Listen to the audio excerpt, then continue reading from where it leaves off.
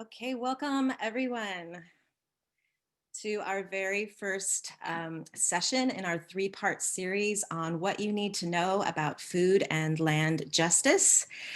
This series is free and open to all UC Santa Cruz affiliates in the greater community. We'll be offering 2 more this academic year in the 8th week of each quarter, so winter and spring. So be looking for announcements about our future speakers. My name is Anne Frywald, and I'm the Assistant College Programs Coordinator with Stevenson College. I work in the Student Leadership and Activity Center there with Peter Reed.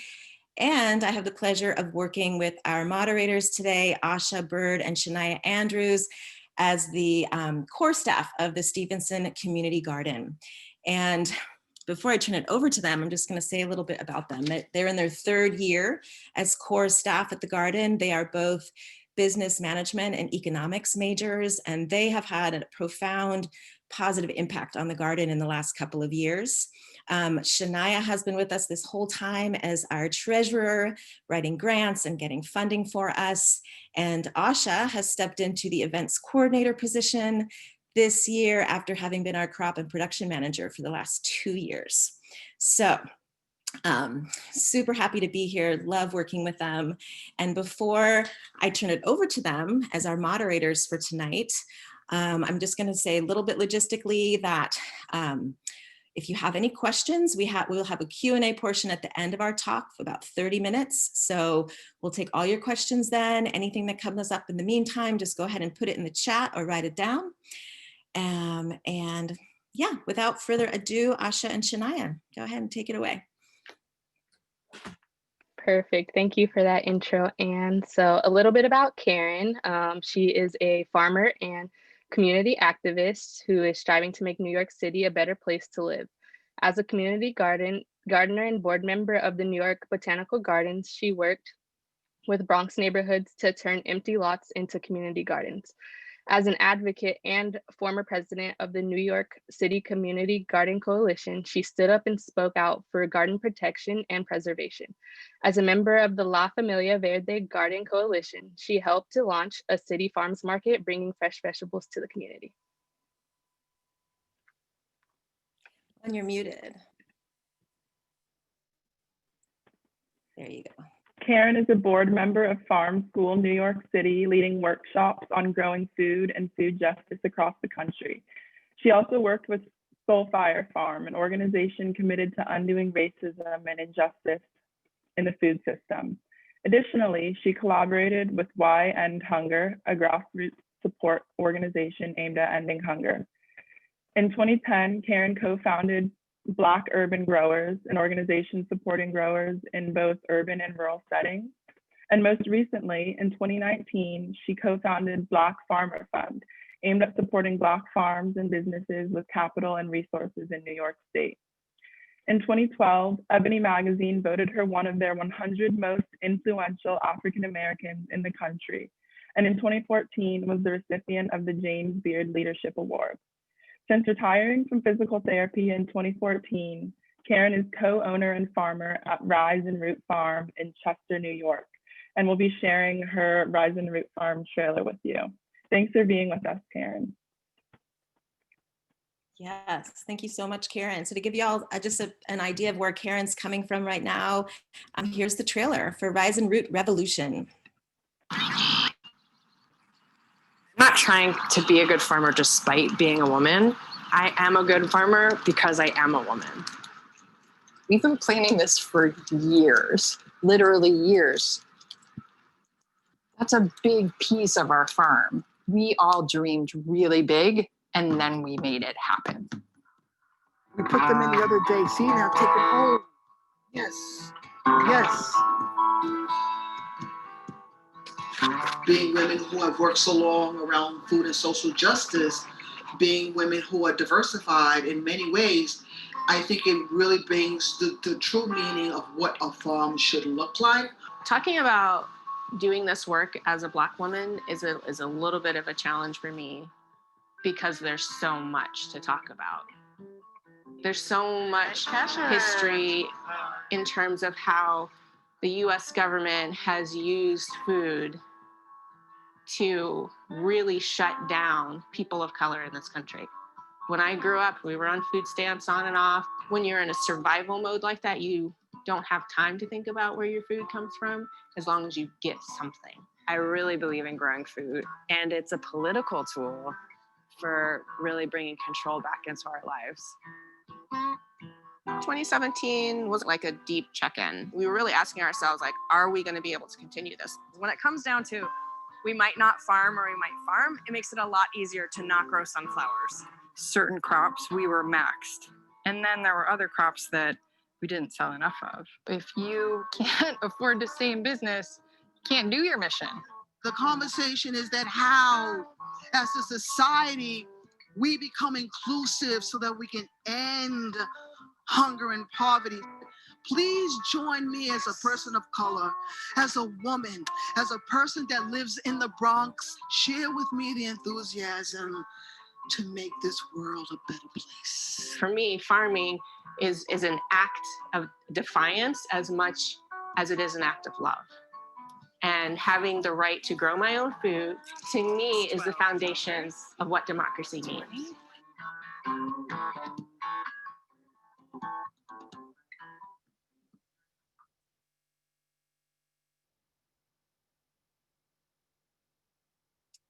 Wonderful.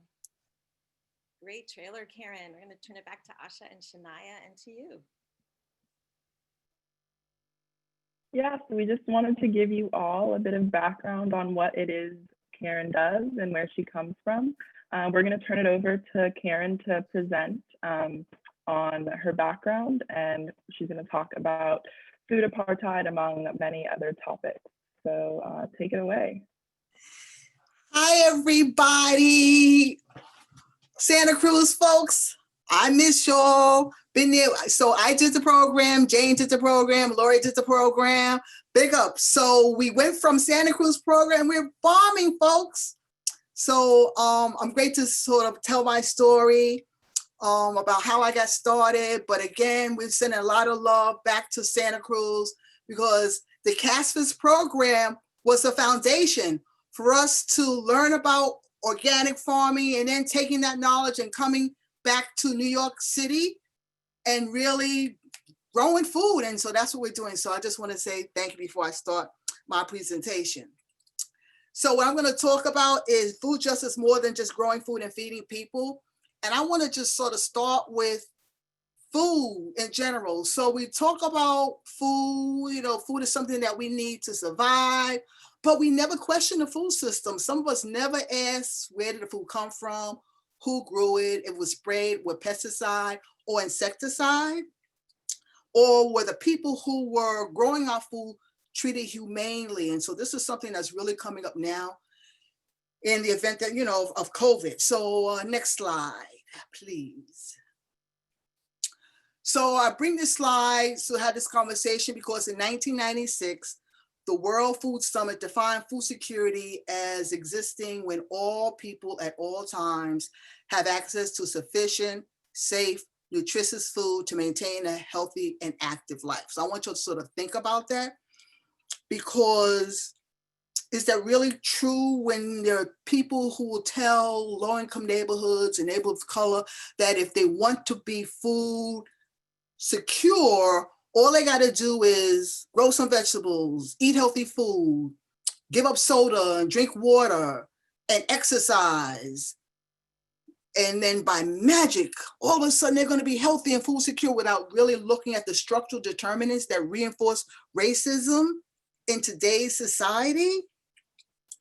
And so my journey started from New York City. So I grew up in New York City.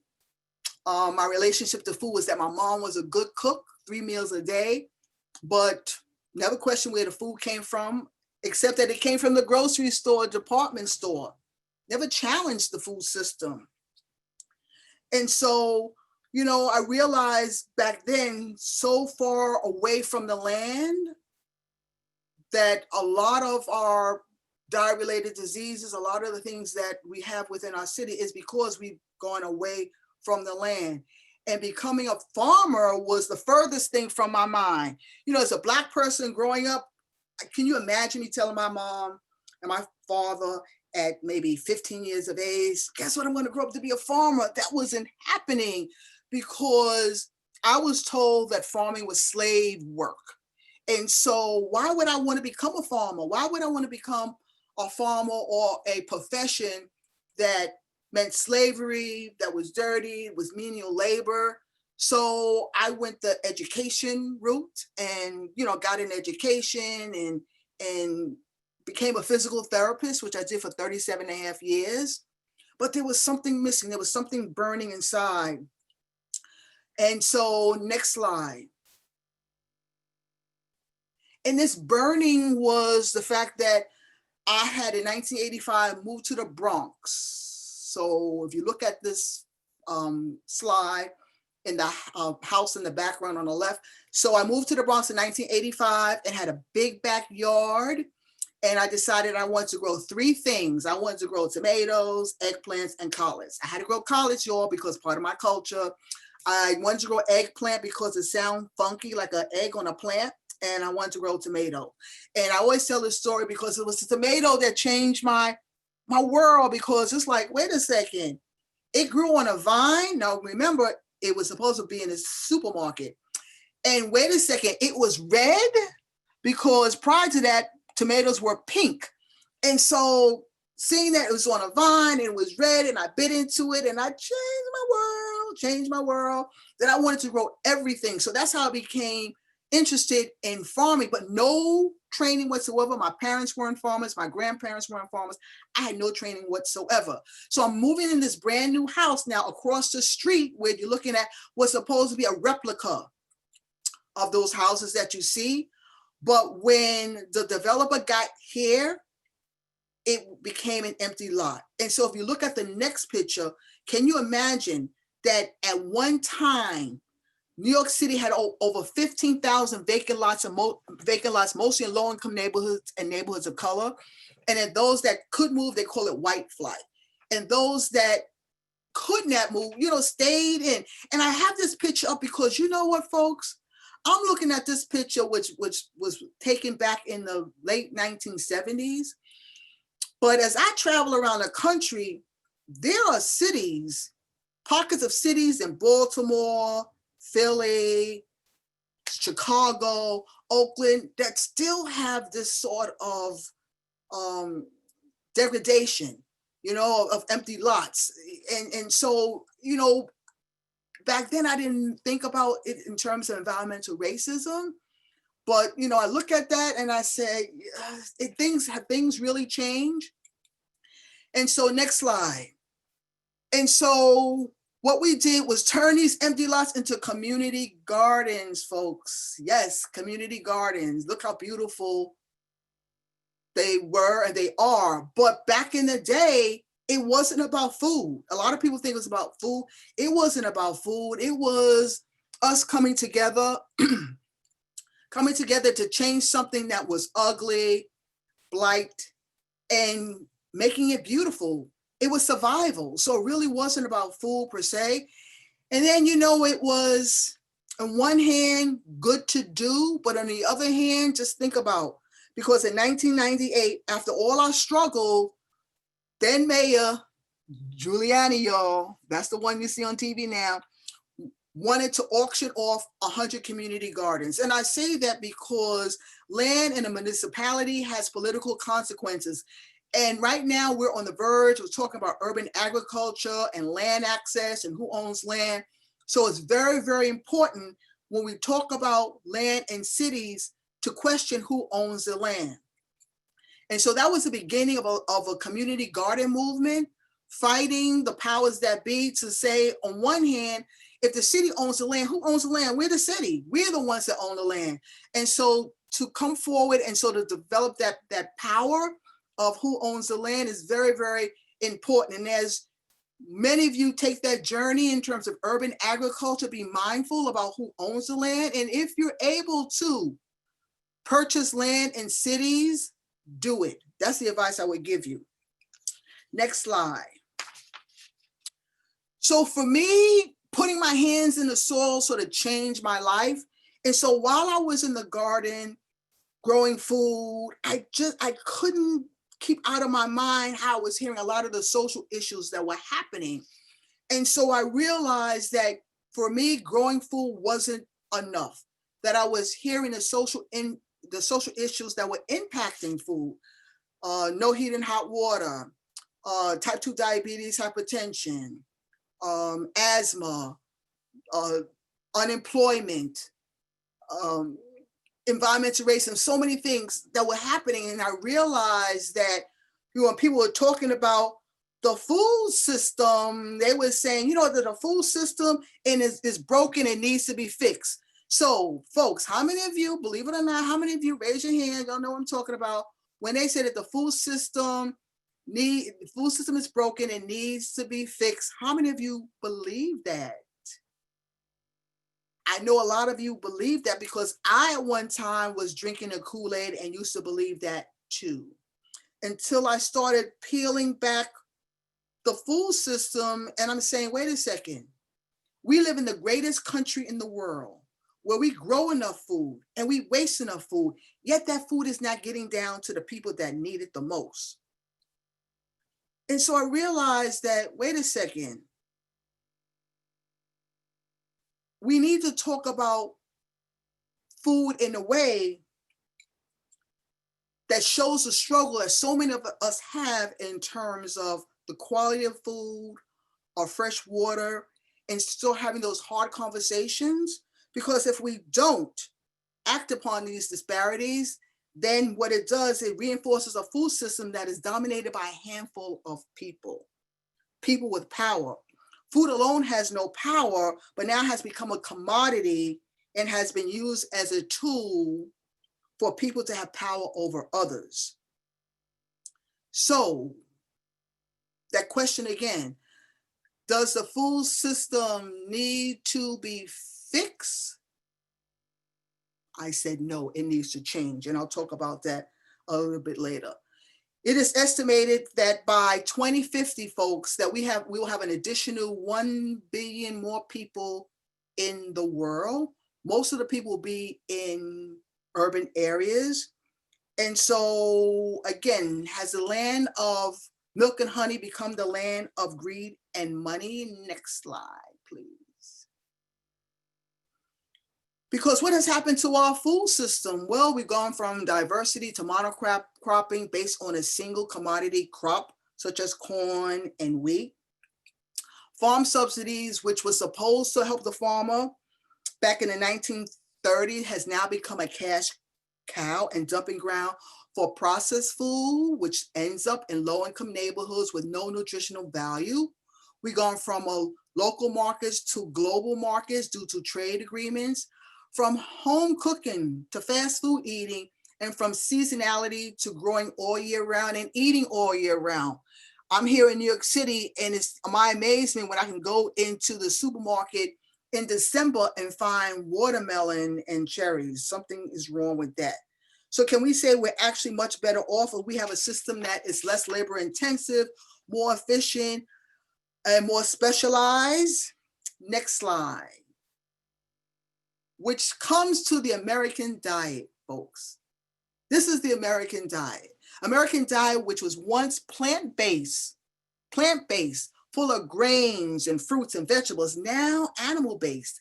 And as a result, our caloric intake has increased from 2,000 calories to over 3,800 calories per capita. This is a wake-up call.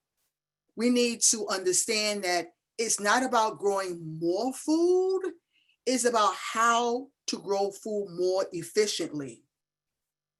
However, the commodification of our food system has caused us to focus more on profits and less on people and the environment. So once again, does the food system need to change? And I say no. It needs to be fixed. It needs to change. And I say that because it needs to change in terms of power. For so long, we have a handful of people controlling our food system. And so we have to understand where the power of our food system lies in. It lies in the hands of lobbyists, of government, and big agro businesses. So when we talk about the power dynamics of our food system, so when does it show up? Well, it shows up as hunger if you don't have it. It shows up as poverty when you're too poor to afford it. It shows up as dye-related diseases because in essence it's killing us. It shows up as organic food when organic food becomes elitist. And it shows up as big ag when others control it. Most of you may remember back during the Nixon administration when Secretary of Ag Earl Butz said to the small farmer, get big or get out. Next slide. We must understand the power of community. And what does that mean? It means changing the way that we look at certain communities, especially those that are marginalized and poor. And I hate to use that term because we need to, when people look at poor, marginalized communities, they always look at them in terms of deficits, in terms of scarcity, in terms of problems. And we need to change that view. And I had to change that view in my own community because I see resiliency, I see power, I see people coming together, I see social capital and communal wealth. And I tell people, when you come into our communities, there's two things you must do. Number one, never ask us what we need because that comes from a position of deficit. Ask us what we want because it comes from a position of power. We must value social capital and communal wealth. So what does that mean, social capital and communal wealth? It means that there's value in each and every one of us in our community. But sometimes when it comes to that word power, we get all tangled up because we pit against one another based on bias and external factors. Next slide. For example, some of you have read about me and know about this word, food apartheid. So food deserts. So I want everyone to say food deserts because it's the last time you're going to say that word. Because when I first heard the word food desert, I had to call my friends in Chicago and Baltimore and Detroit. And I said, we live in a food desert? And it's an outside term. It's an outside term that has been used to identify who we are, identify the fact that we have no supermarkets or we have to travel a long way for supermarkets. People in the desert told me, Ms. Washington, we got food in the desert. So I coined the term food apartheid. And the reason why I coined the term food apartheid is because I wanted people to stop and start peeling back the food system and start talking about race because it's based on the color of one's skin. The food system is based on how much money you have, and it's based on where you live. And we need to have that hard conversation about racism, income inequality that is happening in our food system. So when you say food apartheid, everybody's eyes and ears perk up. Again, having those hard conversations around our food system. Next slide. Another term that people use is the term food justice. Now, a lot of you use that term, and I tell people it doesn't exist. And you say, wait a second, what do you mean it doesn't exist?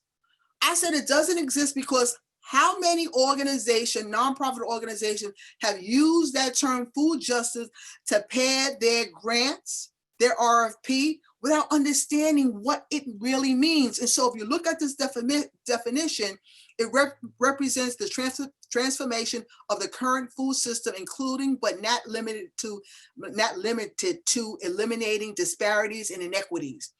And I say that because if you look at the word transformation, that is active. Food justice is not a passive movement. It's an active movement. And so if you are doing food justice, I don't want to hear the fact that you can recite a definition. In order for you to be doing food justice, you have to be actively working on dismantling the social injustices that you see. I want you to hold a minute, swallow that hard. Actively working on dismantling the social injustices. So what are some of the social injustices? Next slide.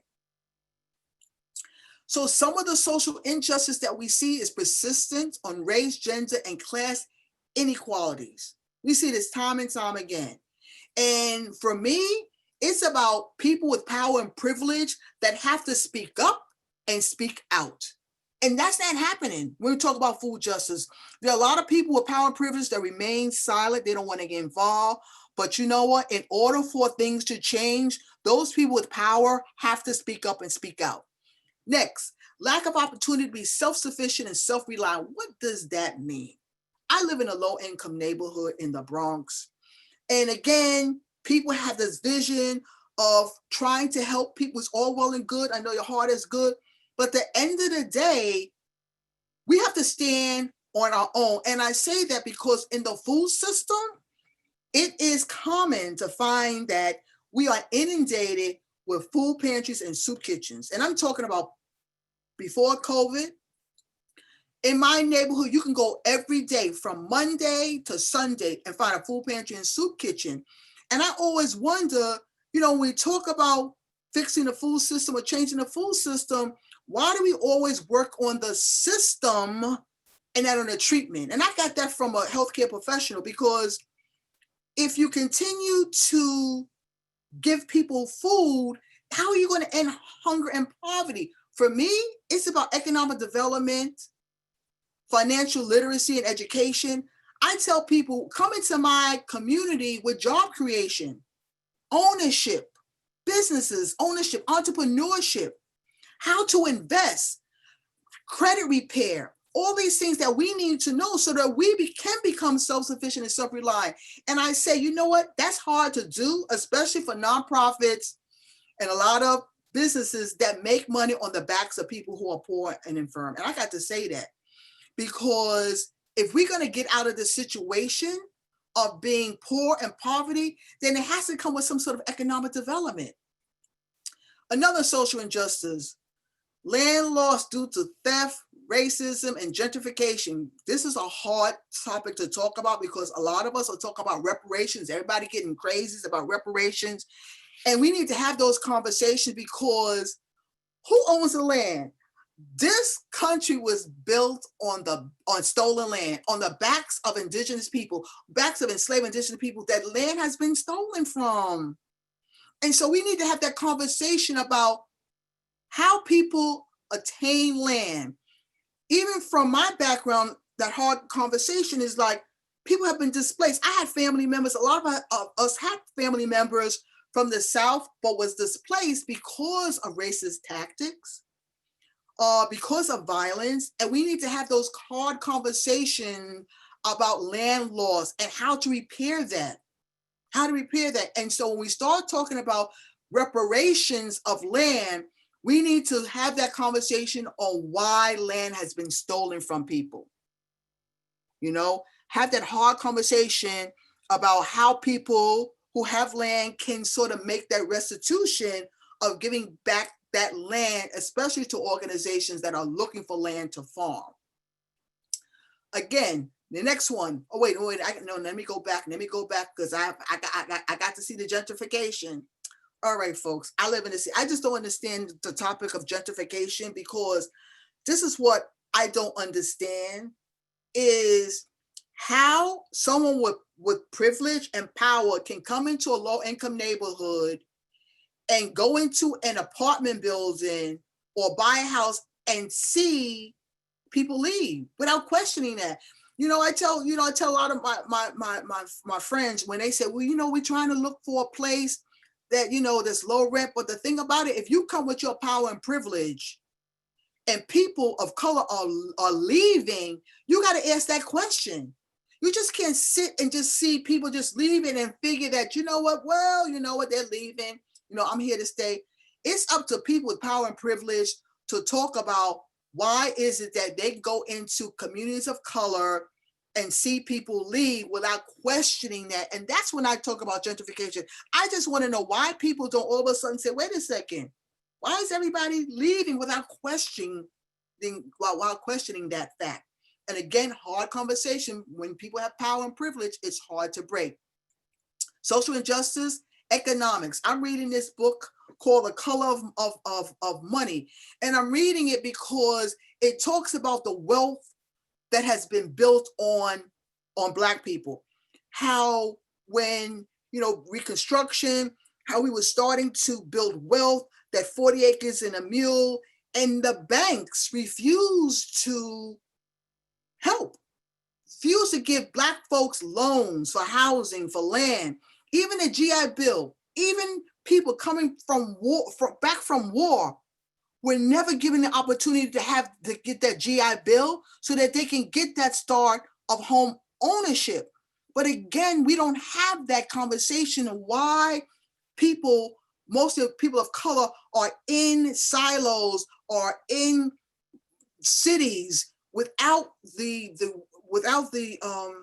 what's the word I want to do? Without the benefit of moving up, because they've been denied. They've been denied access and opportunities that so many people with power and privilege have had.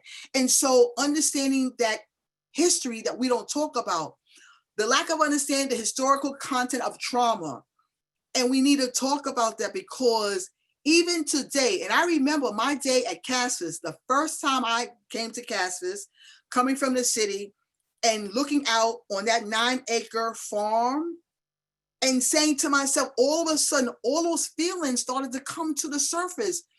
All those feelings about slavery, about me not being worthy. And I was afraid until I said, Karen, you came a long way from New York City to California, Santa Cruz, California.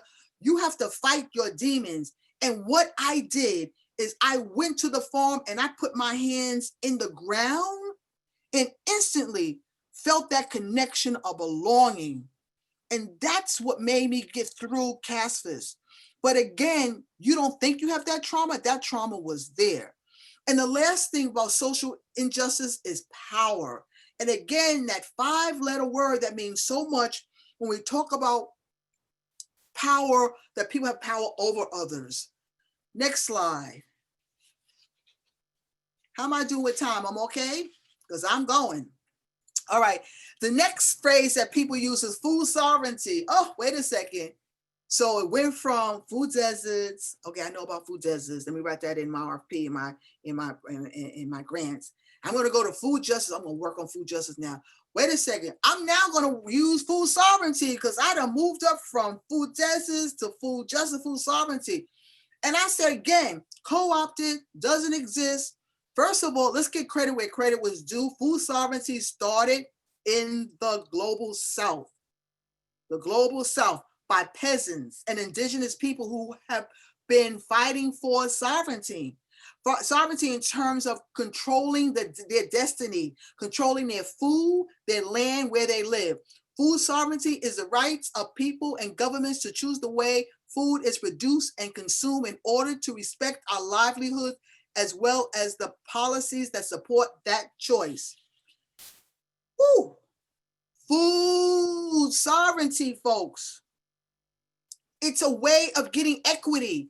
It's people understanding that we live in a capitalist society that is extractive.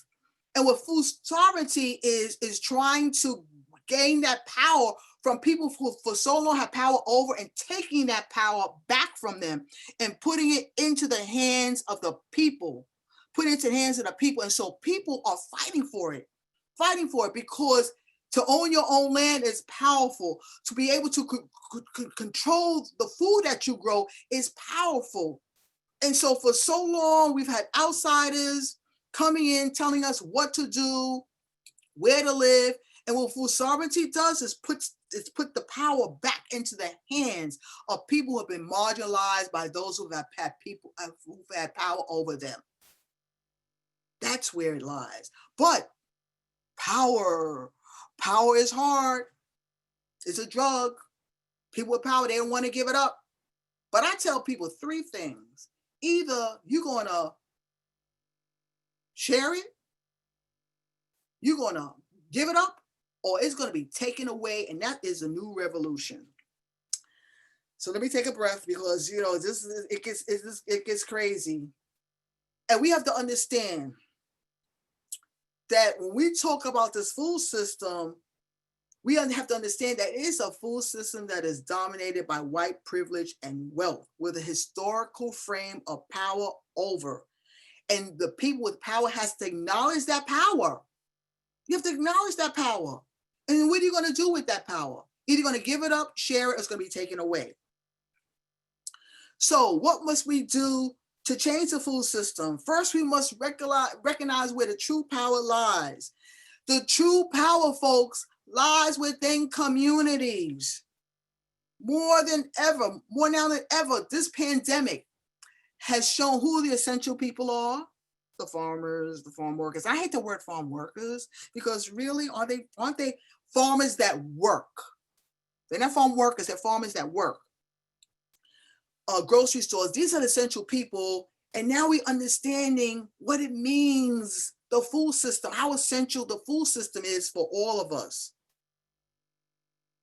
Our food system on one hand is simple, one hand is complex. There are dots along the way, along the line, that we have to make sure that everyone has a right to food. Everyone has a right to clean water. Food and water are both human rights. Next slide. So what are people doing? What are people doing when we talk about food justice? What are they doing? Well, a lot of my friends are talking about reclaiming land. They're reclaiming land, either in urban settings or rural settings. They're reclaiming land, they're forming community gardens and urban farms and rural farms. But at the end of the day, they have our faces. They have the faces of those that have been so long been neglected. And I say that because I live in New York State, the state. And so folks, just think about this. Out of 57,000 farmers in New York State, only 139 are Black. What? 139 are Black. And so for me, it's personal and it's critical that we start having this conversation about equity in the food system, because if I didn't open Pandora's box about that, I would tell you, I would guarantee 10, 20 years from now, there'll be no Black farmers in New York State, and you have one race of people controlling our food system.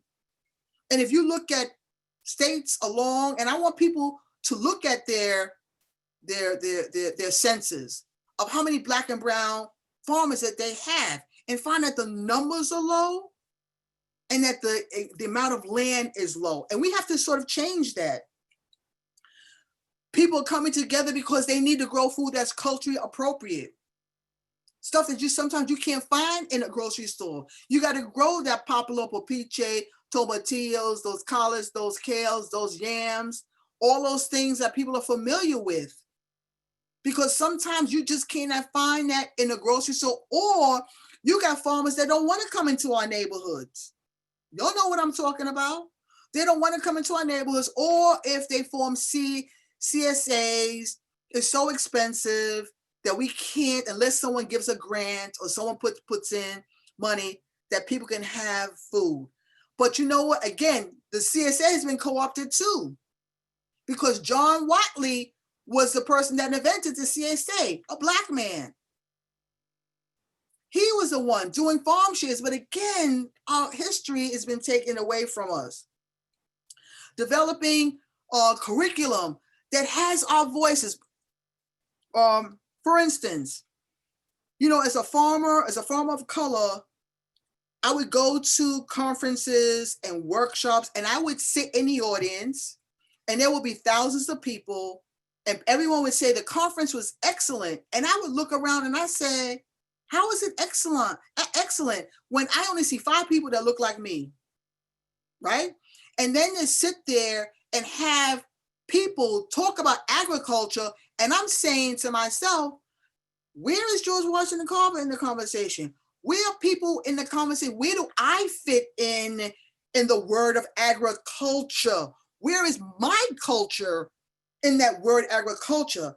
until I found out a rude awakening as an adult is, why were we brought here? Why were Black Africans enslaved brought here? We were brought here not because we were dumb or strong. We were brought here because of our knowledge of agriculture. We brought the seeds in our hair. We were the ones that fed this country. The agricultural tools and principles, we brought that here. And when you know the correct history of agriculture, all of a sudden that empowers so many people of color who have been so long segregated, dismissed, devalued when it comes to the food system, when it comes to agriculture. And once I learned about that, I found my place in agriculture, and people of color found their place in agriculture. And again, trying to understand, peeling back and bringing to the surface the true history of belonging for people who for so long have been dismissed when it came to agriculture. And even today, no one mentioned George Washington Carver, and he did great. He did great in terms of agriculture for this country. Another thing that people are starting to do is saving seeds. How in the world, folks, have we allowed a handful of companies to patent seeds? What? Seeds. We are seeds. So they're going to patent seeds. What do you think is going to happen to the future? They're going to start owning people. And so, again, on the down low, a lot of us are saving seeds, because how can seeds be patented? Where's the outcry of a handful of companies having the patents of controlling seeds, and there are billions of people on this earth and we're not talking about it? Something to think about. Next slide. What else people are doing? Forming cooperatives. Let me tell you something what happened to me when I left Castis. So I went around, we'd take us on trips, and the questions I would ask while I was in Castis is, where are the Black farmers? Where are the farmers that look like me? So when I came back in 2008, I was on fire, because I'm saying, wait a second, where are the people? Where are the people? And finding out, again, at that time, was only 116 Black farmers in New York State. Lori, that you see, my partner, also, she was in Cassis too. I said, Lori, we got to start a conference. So in 2010, we started the first Black Farmers in Urban Gardener Conference, the first in New York City. The first time 500 Black and brown people came to see scientists, teachers, educators, farmers, growers, herbalists, talking about things that meant to them, talking about issues that impacted Black people for the first time, and sitting in that audience and hearing a totally different framework around our food system. And you see these other coalitions the same way, standing up for justice, standing to be heard, not waiting for other people to jump in, that parachute mentality to come in and try to save us. At the end of the day, all we're asking is to be equal, to have a voice in the food system. So this is what you're seeing, these coalitions that are voicing their concern, that are voicing their right to be part of the American experience. Next slide. Whew. So, homework assignment, take out your pencils and paper, because you think that I just talk. I always leave with a homework assignment. So, how are we going to change the food system, folks? It's by speaking up and advocating.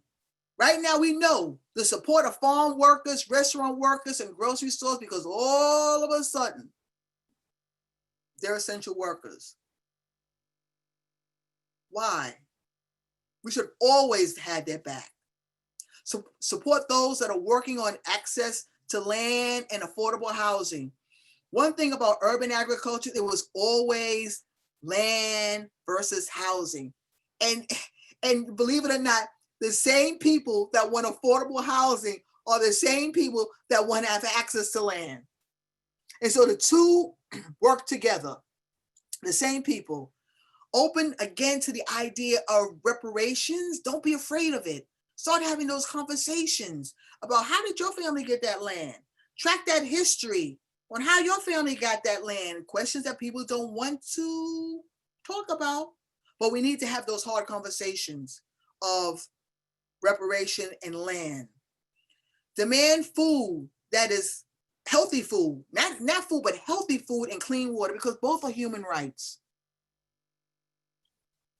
Again, support the right to save seeds and also to have food labeled. I had a conversation before this webinar with a group of youth, because they go into the store and they buy the blueberry shortcakes and they buy the strawberry shortcakes.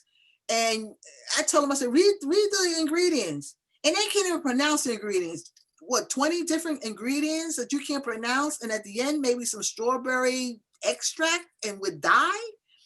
And again, the food system is dominated by a handful of people, and we don't question that. I think we need to question that.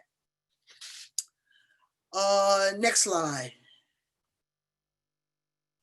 Again, speak up against hazardous working conditions. This was brought because of the pandemic of people working in meat factories. And a lot of us knew about the conditions, but again, it takes the media, it takes the epidemic to expose the hazardous conditions of a lot of our food facilities, especially our meat packing facilities. Again, speak up and speak out. Make sure your elected officials are accountable. And I'm saying, and y'all know it's an election year, and so there's some craziness going on. And I tell people, you know what, forget about the federal government. In terms of doing community organizing, start at the local level. Start at the local level to make a difference. Those that are working, those that are running for local elections, council person, assembly person, the mayor, those are the people you need to go after to make them accountable, because change starts locally. And I want y'all to understand, where does the power lie? You know, because when people talk about, oh, the city owns the land, but who's the city? We have to sort of change that mentality and hold on and get back our power as community people. Because once you have that mindset that you are the people that have the power, you can change things. Break bread or a meal with someone you don't know. Make yourself feel uncomfortable to be comfortable. And I say that time and time again. You know what? If, sharing a meal is great, but how about sharing a meal with someone you don't know? Sitting at the table and having a hard conversation with people to get to know them. Make yourself feel uncomfortable. Come into my neighborhood and see how I live, instead of assuming how I live because you've seen communities like mine on TV or in the news, but you've never been in my community to see how I live. Strive for a community that cherishes diversity and inclusion as assets. And I hope we go into this world where inclusion and diversity means something. Because right now, folks, everything is separate, segregated. Schools are segregated, housing is segregated, communities are segregated. We're going to that point where we're all living in our little silos away from each other. Think about it. Answer those questions. Look around and see, is there diversity here? Or am I in a community that everyone looks alike? And the most important thing is support and develop youth leadership. They are our future. The leaders are our future. Next slide. So, folks, finally, we need to raise our voices and our shovels together. The impact of COVID-19 has magnified the inequities that we've seen in our food system. what COVID has done, we're not going back, y'all. We ain't going back. You can't put it back in a bottle. So how are we going to move forward post-COVID? Think about it. We need to, again, think about the importance of growing food, eating healthy, supporting local farmers, supporting the local economy. Think about that. And it takes each and every one of us to make a difference in this food system if we're going to go forward. Again, the food system does not need to be fixed. It needs to change. And I'll leave you with this. To grow your own food gives you power. You know who and why you grew it. You grew it for yourself, your family, and your community. Thank you so much. I'm Karen Washington. I tell people I'm a farmer. I grow food. I feed people body and mind. Thank you so much. Woo, did I cover everything? I think I did. Oh. Thank you so much, Karen. Everything you had to say really resonated with me very deeply, and I'm sure it's the same for many people on this call. So Shania and I have some follow-up questions that we're gonna share for you to answer, and then we'll open it up for everyone else to ask some questions. Yeah, so to start out, I was wondering what strategies that you use that have been like the most successful in terms of drawing community members in, like the community members that are already there, kind of just what you do or what you find to be that's successful in, you know, bringing out the strengths in a community. Well, first of all, the advantage I have as a person of color. I'm Black, I'm a woman, I live in a low-income neighborhood. And so I go there knowing how other people feel and asking questions. Listening is the most important thing. I think, let me tell you something. There's so many people with kind hearts. And I know you're out there and you want to come to do so much good in neighborhoods. But at the end of the day, sometimes it's just coming in and listening, and then also seeking out who are the leaders in the community, and how you can support them instead of going into the neighborhood, the parachuting, the savior mentality, and trying to say that doesn't work. And I think with the nonprofits, the biggest problem that we're having with nonprofits, and I say time and time again, if you have been running a nonprofit and you have been in the position for 10 years or so, something wrong with that, because the people in the community should have your job. I can never, how can you say, again, the words food justice and leadership and organizing and stuff like that, and you're still in the position after 10 years? How are you building leadership if you not? So I tell nonprofits that if you're going to come into community, especially community of colors, the first day you're in that community, you are working on your exit strategy. The person that comes in with the grants, the grant writers, especially the grant writers, as soon as you come in, you are now teaching the community how to write grants. You're doing that, and you are working on your exit strategy. But again, folks, it's about power. It's holding on to that power. And I'm not saying that the heart isn't there, but you gotta let go. You gotta step back and share your resources and share your power and your privilege, and then move on. Good question. Thank you, Karen. That sums it up very nicely. I really appreciate that response. My next question for you is regarding your journey into the farming space.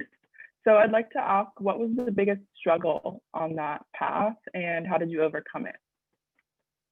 People taking me serious. You know, I'm saying, I remember before I was leaving for Casfis, they threw a party for me. I want to say, hi, Julie. I see you there. I want to say hi to Julie. And so again, why are you going farming? You're doing slave work, this and that. And again, I said, it was something inside that clicked. And I said, I'm going to go follow my dream, because I was a physical therapist for 37 and a half years. Let me tell you something, folks. Another thing, follow your dreams, because while I was still working as a physical therapist when I got the application to apply to CASFIS. Now, CASFIS is 6 months. 6 months. So I had to go to my supervisor. I says, look, I need 6 months from the job so I can learn how to farm. He said, yes. He said, yes. So you know what? The stars were aligned, because he caught hell for allowing me to go for 6 months, but I did it. I went for 6 months. I learned, and I was the oldest. I was in my 50s. Everyone else was in their 20s, but I was there to learn. I was like a sponge, learn as much as I could. And again, looking at the food system, what was missing, and then coming back and doing change. Let me tell you, people that leave CASFIS are change makers, especially if you're there to learn, come back and change the system. And that's what I did. Follow my dream, my passion, put it out to the universe. And it was hard for Lori and I, so it's Lori, me, Michaela, and Jane looking for land up and down the Hudson Valley. That was hard in New York City, in New York State, because Lori and I would sit in the car while Jane and Michaela, who are white, would go out first, because for Lori and I to go out and ask somebody for some land, they would look at us like, either they look at us like we're crazy, or the price of the land will be high. And so we learned how to strategically put Jane and Michaela out first, and then Lori and I would, those are the things we had to deal with until finally I put it out there. I need some land. I'm tired of seeing young whippersnappers getting land. I'm not getting no land. And so finally, someone heard me on a tour of the Hudson Valley and gave me a piece of paper and said, call this person. Now, again, you get the paper. I looked at the number and I said, I'm not going to call, because why? Because for so long, you've been getting negative answers, but something said, Karen, call, you got nothing to lose. And I call, and so now we're at Ryzen Root Farm. We have 3 acres. We lease the land, a 30-year renewable lease. I am 66. I don't think I'm going to be there 30 years. But again, 30-year renewable lease. We're on the verge of getting now 6 more acres, because we want to do agritourism. So if you're in New York, not now because it's getting cold, but in the spring, Ryzen Root Farm, come visit us, because that farm was made through community people in New York City, from all across the country, that have seen our journey from CASFIS and has been willing to help us even do farm school. If you've heard of the New York School of Urban Agriculture, farm school was done out of CASFIS, y'all, because we knew that people could not take that journey, time off from work to go to California. So the people that started farm school are CASFIS people that started farm school NYC. So follow your dreams. And we have a question in the chat from Nikki, and it says, how did you gather working capital to get started? She said, I have a dream and have been told to start a nonprofit and an LLC. First of all, you know what? It starts with your story. Believe it or not, when you have a story that's out there are people that want to support that. There are private investors, there are grants that will support your story. And I think we started with Indiegogo campaign. We did the crowdfunding campaign, because we had a story. And people, like I said, people from Santa Cruz to New York wanted to support our story. And so, Nikki, start with your story, put it out to the universe. And one thing I would suggest is don't farm alone. Try to farm in community. Also, when you get land, find out the mistake a lot of young people make, because right now the youth get the little stars in their eyes and everybody want to farm. I have to tell them, take a deep breath, because make sure that your land, you have access to water, electricity, do you have structures on the land? And then also, are you going to live on the land? Or, housing. Housing is a big thing, because even where we are up in Chester, New York, housing is a big thing. So those are the things that I try to tell young people, that I got some land. I said, okay, so you got some land, you have access to water? Never thought about that. Oh, where are your structures? Your cooling barn, water.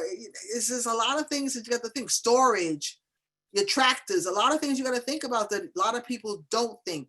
They just want to get the land and figure they can just farm like that. Good question. Thank you. And we have another question in the chat. Is it practical and realistic to grow food for yourself at home? And if so, how would someone go about doing that? Are you kidding? With COVID, let me tell you something. With COVID, it's going crazy. I don't know how it is in California, but I know here, people all of a sudden understand, in order to fight COVID, is being healthy. And then people now want healthy food. And so people have turned their front yards, their backyards to start growing food, their terraces, their windowsills, being asked to come to community gardens. It is crazy. So, fuel that passion of growing food. I learned trial and error. Back in the day, it wasn't the internet, but you got the internet now. And I tell people, when people say you're an expert in farming, I said, expert, who's the expert? Mother Nature. Because you can grow something that's really good and have a great season one year, and the next season, Mother Nature will put you down on your knees. We'll take it all away. So be mindful, and also look at land ownership. We talk about land ownership. I just want to get away from that, because it's not about owning land. For us, it's about being the stewards of the land, understanding that there were indigenous people on that land, and to pay respect for that and to care for that land for future generations. And then our farm is a healing farm. It's a healing farm. We extend people who have trauma or harm to come to our farm, even if you get to sit and look at the fields and look at the vegetables, or just be in community. And so for us, that's what farming is all about. It's about caring of plants, but also caring of humans. For me, it's very spiritual, very spiritual. I be on the, as a matter of fact, I was there today. I'd be up there, and sometimes I'd be just talking to the ancestors and just talking to the indigenous people that were there, to tell them, to ask permission for me to be on this land, and to tell them that I will do my best to take care of this land. And I know it may sound crazy, but that's how I feel. That's what farming has meant to me, is that spirituality. And sometimes you just sit there and you just feel that you're trying to do something to help the earth, to help the universe, to make a difference. And so, that's why I do what I do. I'm 66 years of age, and for me, it's not about the money and stuff. It's just about caring for the universe and caring for the earth. And again, sometimes I can imagine how it was, thousands of years ago, when this land that we're on was untouched, and what roamed, how the people lived. Sometimes I have that experience, but again, to be thankful that I'm on that land and I can be a steward to heal it. Thank you for that. Questions too. I think a follow-up that Javon had was, if I end up obtaining a lot of capital wealth in the future, how can I best use that money to make meaningful change to the food system? Oh, you can deposit it into the Black Farmer Fund here that we. So again, I'm in New York State, and like I told you, 57,000 farmers, 139 are Black. So we had went to trying to meet with we met with the Secretary of Ag. But then we said, we want to meet with Cuomo. We need $9 million to put in for to help Black farmers. Crickets. So you know what we did? You said, you know what we did? So again, community people. We said, you know what? We're gonna put our heads together and develop a Black Farmer Fund. And that's what we've done.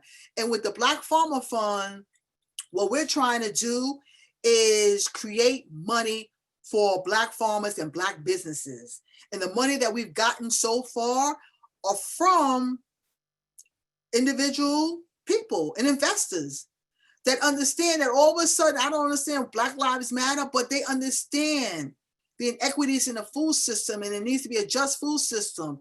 So we have the Black Farmer Fund. And the thing about it, what we're doing is all the ins and outs of this fund, but we're not holding on to it, because right now we've collected a lot of money. And what we're doing is we're going to take that prototype and we're going to say, here, Baltimore, here, Philly, here, Oakland, here, Chicago, do the same thing. Because you'll see how the government is now. People have been, let me tell you, how is it that the last stimulus check for people was July 31st? We should be up in arms with every local official. Rent hasn't been paid. Mortgage hasn't been paid. Car note hasn't been paid. As a society, where is the outrage of those people in freaking Washington and people on food lines and food pantry and COVID? Where is our humanity as a people to allow the United States? This is what we are. This is the United States, what we are. So something's got to change. Something has to change. Get these old people out and bring some new blood in. But it starts at the local level. It starts at the local level. And we have to do better, people. We have to do better. I am shameful of what has happened. The richest country in the world. And we have businesses that are failing. People out of work. COVID is going crazy. And we have leadership that don't care. But we care. We care. Everybody on this call cares. Make a difference. Make sure someone is being fed. Share food. Cook for somebody. Share a meal. Knock on somebody's door. Go to the store for somebody.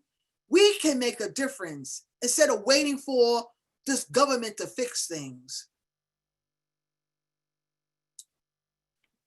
I think we over time. Well, we still got time. Look what time it is. I think we still got time. Y'all still Thank you. Yeah, we're going to take questions until 6 p.m. Pacific time. Okay. You know what? 9 p.m. You know what? I'm fine because I'm on New York time. Hi, everybody. Keep them coming. All right. So the next question in the chat is, how do you balance the tension between bringing access to healthy food to communities without the higher costs of sustainable and organic produce and farming practices? Absolutely, a good question. So, so when we started our farm up in Chester, New York, back in 2014, prior to that, I helped run a low-income farmers market in the Bronx. So one of the things was that I would continue to do that. So it's the La Familia Verde Farmers Market that is run by community gardens and rural farmers. So it's 4 community gardens, and now it's 3 rural farmers now that make up that market. And so in the very beginning, it was hard for people to understand the cost and value of food. And I say that because I live in a low-income neighborhood surrounded by a charity-based subsidized food system. Monday to Sunday, you could get free food. And so starting a farmer's market where people had to pay for food was an undertaking. And so what I would have to say to them when they would say, why am I paying for this food when I just got a whole bunch of carrots or a whole thing of strawberries from the food pantry? Or why I gotta pay $2 for a bunch of carrots when I can get them for 59 cents at the store? So the conversation I had to have, especially when I'm looking at my peeps and they talking to me about this and they got an iPhone in their hand or they got Jordan sneakers on their feet, I got to talk to them about, wait a second, we're going to have this conversation, because I could have that conversation. We're going to have this conversation is the fact that How much is that iPhone? I said, because if you lose a minute, you're going to find $20 to put on that phone. So I'm telling you, I'm the farmer. I come down here and I bring you fresh vegetables. There is a cost and value of what I do. We don't have, see, people just assume, people are afraid to talk about cost and value in low-income neighborhoods. Why? Because it's about giving them, just give out free food, giving out free food. That means nothing. That is a Band-Aid.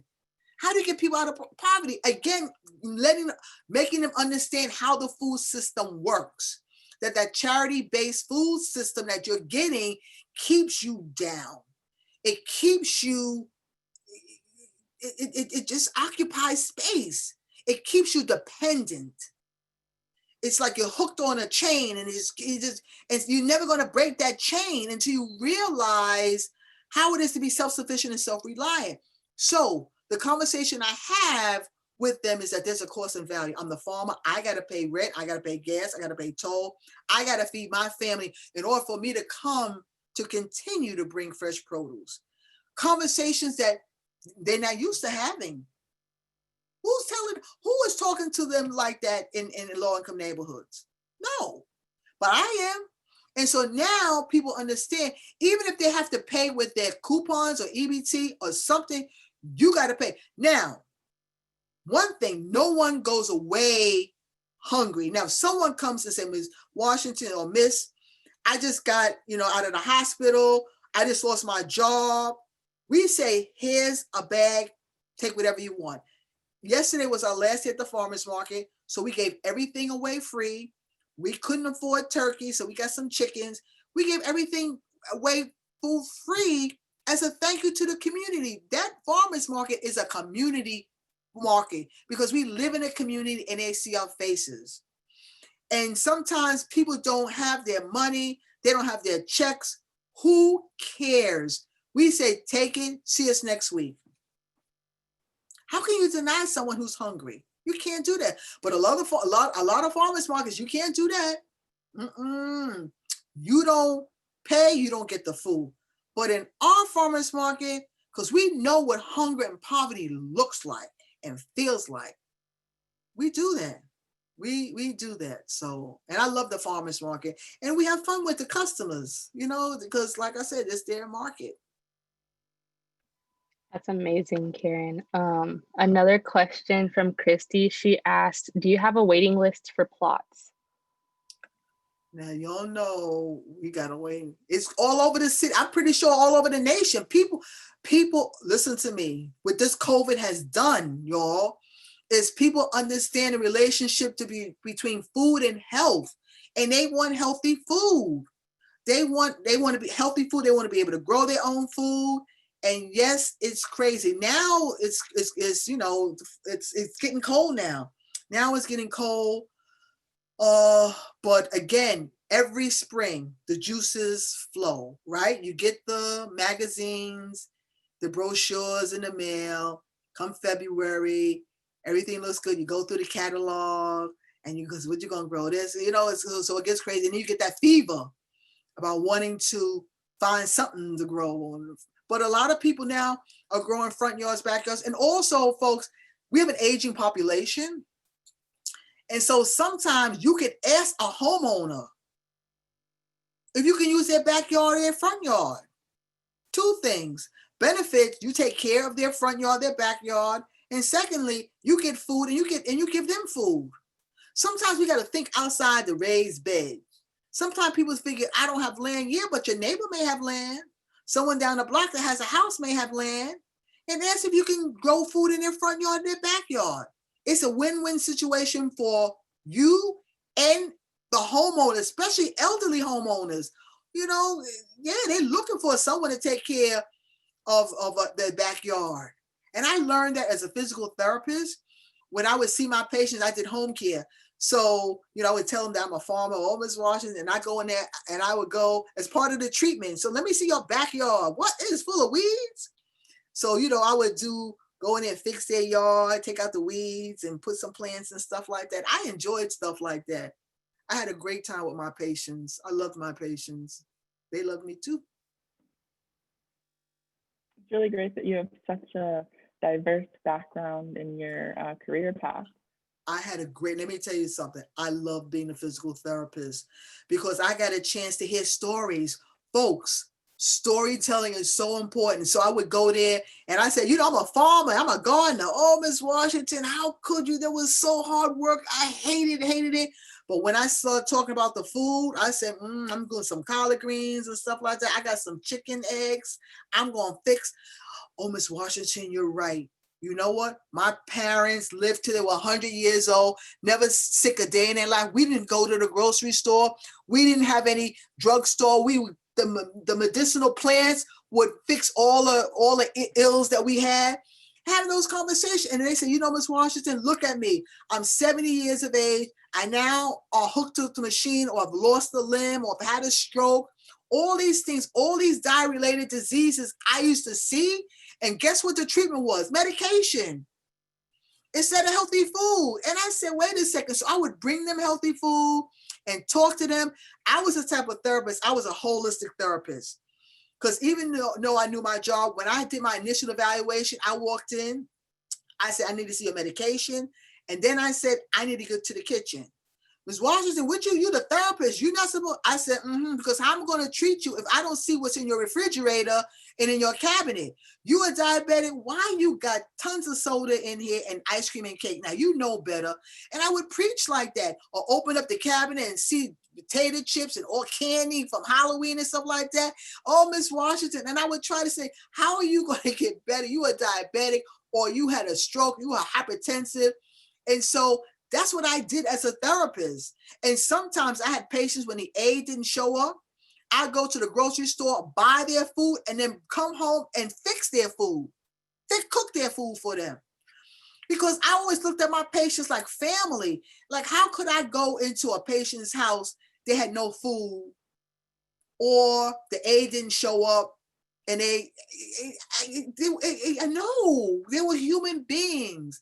And so when I left my profession, I left it feeling good because I knew that I made a difference in my patient's life.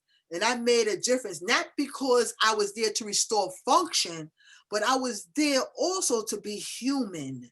And as a healthcare professional, some people lose that because as a physical, when you make a lot of money, you can make a lot of money. And sometimes we get caught up in the money instead of really being mindful of our profession. And so I did it for 37 and a half years. I have no regrets. And like I said, I learned a lot from my patients, from storytelling and also the humility. I had a man one time who had a stroke, and his hands were big and strong and all gnarled. And I had, talking to him, he said, Miss Washington, I worked on the railroad, and I was the one that would hammer the nails in. And I took those hands and I kissed those hands. I kissed his hands because of him, I was able to achieve what I was as a Black woman, be able to go and get a bachelor's degree and a master's degree.